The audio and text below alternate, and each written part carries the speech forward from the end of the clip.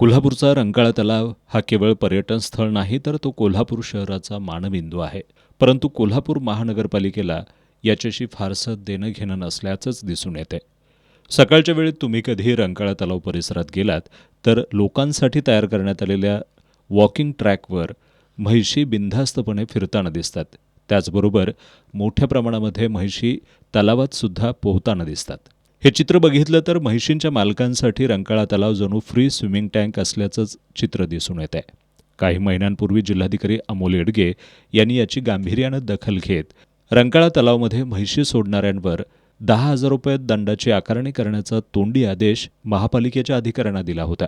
परंतु महापालिकेच्या अधिकाऱ्यांनी जिल्हाधिकाऱ्यांचा हा आदेश एका कानानं ऐकून दुसऱ्या कानानं सोडून दिलाय, असंच आजचं चित्र आहे. रंकाळा तलाव आणि तलावाच्या परिसरातला म्हैशींचा मुक्त वावर, अतिक्रमणांचा विळखा, सांडपाणी थेट तलावात मिसळणं, रंकाळा तलाव परिसरामध्ये वाहनांचं बेशिस्त पार्किंग, बंद पडलेल्या हातगाड्या अस्ताव्यस्तपणे उभ्या असणं, या सगळ्यामुळं रंकाळा परिसर विद्रूप होत चाललाय. एकीकडं रंकाळा तलावाच्या सुशोभीकरणाच्या नावाखाली लाखो रुपये खर्च केले जात आहेत आणि दुसरीकडं रंकाळा तलाव आणि परिसराचं विद्रुपीकरण रोजच सुरू आहे. महानगरपालिकेच्या निष्काळजीपणाचं हे एक ज्वलंत उदाहरण आहे.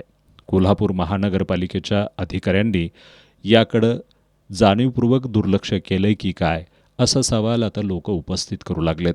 जिल्हाधिकाऱ्यांनीच आता याची गांभीर्यानं दखल घेत महापालिकेच्या सुस्त प्रशासनाला जाग आणावी, अशी मागणी नागरिकांमधून होतीये.